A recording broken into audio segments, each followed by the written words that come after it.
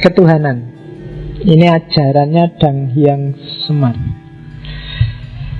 Jadi ini yang saya sebut Jawa kuno, Jawa pra Hindu. Yang pertama, konsep ketuhanannya Jawa itu sebenarnya sangat monoteis dan sangat sufistik, mistik. Jadi katanya agama pra Hindu itu biasanya Tuhannya namanya Sang Hyang Toyo. Karena Tuhannya namanya Sang Hyang Toyo, kadang-kadang agama ini disebut agama Kapitayan. Apa sih Toyo? Toyo itu artinya suwung, awang-uwung. Jadi suwung itu tidak bisa dijelaskan, tidak ada apa-apanya. Makanya Tuhan bagi agama Kapitayan itu Tuhan yang tan keno kinoyo ngopo. Tidak bisa dijelaskan, tidak bisa dideskripsikan, tidak bisa dibayangkan, tidak bisa dipikir, tidak bisa dibanding-bandingkan. Dia adalah hampa. Jadi suwung itu hampa, awang-awang, tidak jelas, tidak dilahirkan, tidak berawal, tidak berakhir, dan seterusnya.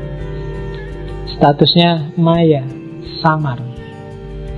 Namanya disebut Sang Hyang To. Jadi yang maha hampa. Maka agamanya disebut Kapitayan. Cuma nanti dalam perkembangannya Tuhan yang maha hampa ini dia mempribadi, memanifestasikan diri dalam nama dan sifat. Yang terkenal nanti dua. Contohnya kayak gini loh. Aku ini manusia, hakikatnya manusia. Tapi hari ini ketika di sini aku mempribadikan diri, merepresentasikan diri sebagai seorang yang ngajar, sebagai dosen, sebagai guru. Tapi nanti di rumah, di depan anakku, aku mempresentasikan diri sebagai bapak. Tapi hakikatnya tetap manusia.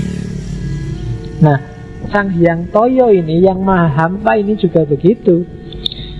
Di hadapan manusia dia menampilkan dirinya, karena kalau enggak dia tidak akan dikenal. Kayak hadisnya Sufi itu loh.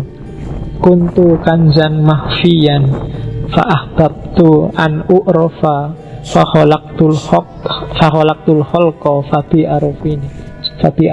Jadi aku itu khazanah tersembunyi, cuma aku ingin dikenal, maka aku ciptakan makhluk. Dan lewat makhluk itulah kemudian mereka akan kenal aku. Jadi Allah sendiri yang memperkenalkan dirinya. Karena kalau Allah nggak memperkenalkan dirinya, orang nggak akan kenal dia.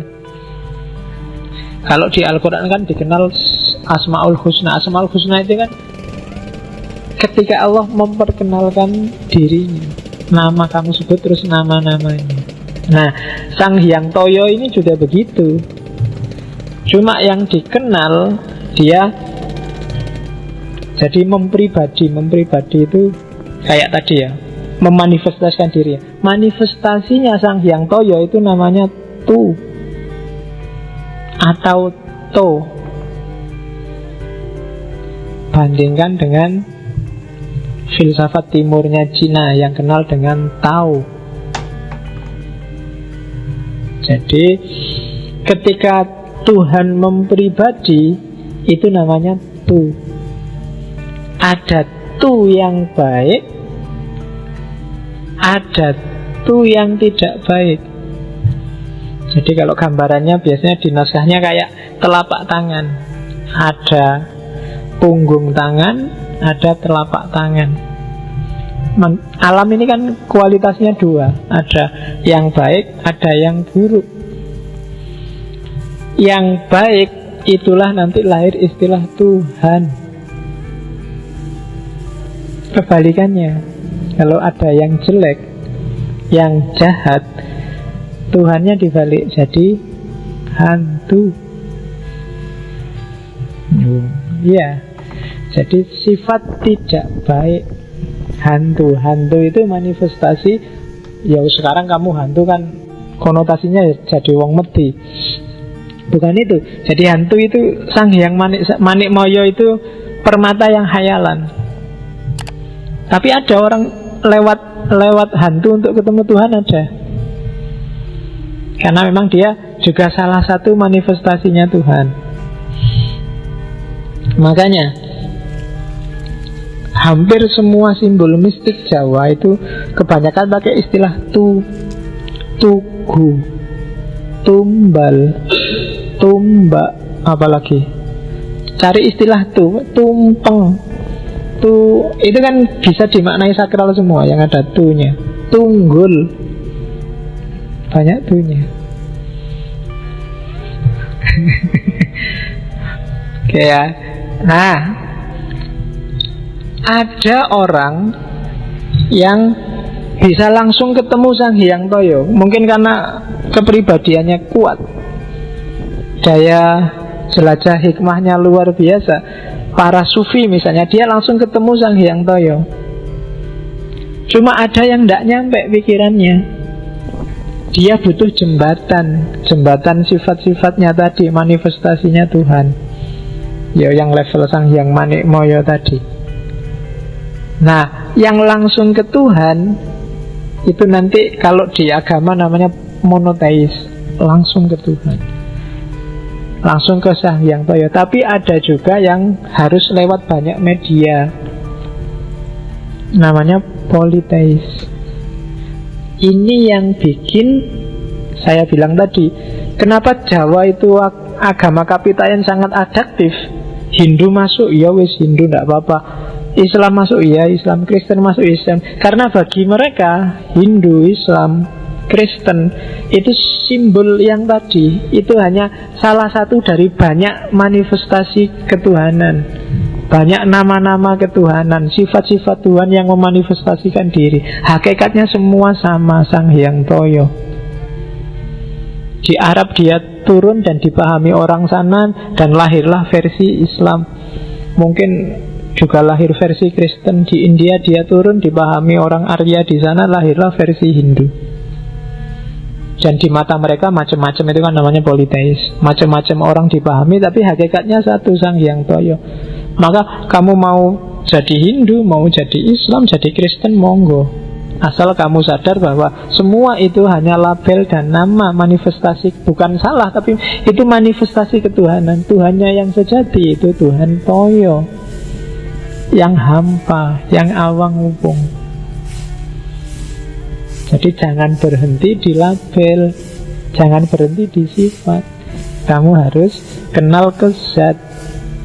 Selama kamu masih berhenti di sifat, karakternya masih politeis, masih macam-macam. Makanya kamu kan kadang bingung, Islam itu wakeh men sing bener iki Syafi'i, Asy'ari, Hambali, Sunni, Syiah apa sing ndi?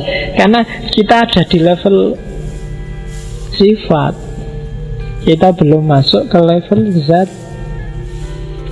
Dan agama kapitayan sudah menjelaskan jauh sejak awal bahwa tidak apa-apa ada macam-macam. Karena kalau nggak ada macam-macam, kalau hanya suwung, orang susah kenal Tuhan. Maka ada manifestasi, tapi jangan berhenti di manifestasi. Oke. Nah, nanti ada istilah tuah dan tulah. Tuah itu kan tadi ada manifestasi kebaikan, ada manifestasi kejelekan, kejahatan. Karena dunia ada dua dimensi. Mereka yang dapat kekuatan dari manifestasi-manifestasi yang baik, kekuatan ini namanya tuah. Mereka yang dapat kekuatan dari manifestasi-manifestasi yang negatif, kekuatan ini namanya tulah. Dan manusia yang bisa jadi pimpinan, apakah itu raja, apakah itu ulama, dia harus, kalau tidak punya tuah, ya punya tulah. Harus punya kekuatan ketuhanan. Apakah kekuatan itu melalui tuah, melalui jalur kebaikan, ataukah melalui tulah, jalur negatif.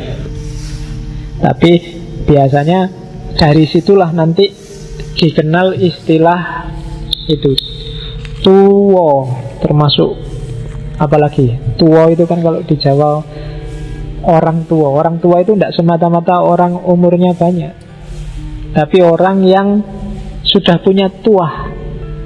Jadi punya tuah itu dia punya daya, punya kekuatan dari Sang Hyang Toyo tadi, dari jalur kebaikan. Makanya kadang-kadang kalau masih muda pun kalau kualitasnya luar biasa, dia dianggap golek ke wong tua. Kadang-kadang golek ke wong tua itu bukan kok sing tua yang sudah umurnya banyak, tapi tua yang sudah mateng spiritualitasnya. Jadi jangan salah kalau ada tetanggamu misalnya di kos-kosan nyari golek ke wong tua le, itu jangan kok carikan orang yang wis tua, tunuk-tunuk nggak bisa jalan. Maksudnya bukan itu, cariin orang pinter. Dan orang, kalau orang Jawa ngomong orang pinter itu bukan orang yang IP-nya 4. Jadi ya, jadi nanti ono bapak kosmu bilang, le aku golek ke wong pinter le. Oh tenang aja pak, tak profesorku nanti tak ajak ke sini. Profesor belum ada apa-apanya bagi orang Jawa. Pinter itu orang yang punya tuah atau paling enggak tulah. Jadi punya daya ketuhanan. Apakah dari manifestasi positif atau manifestasi negatif.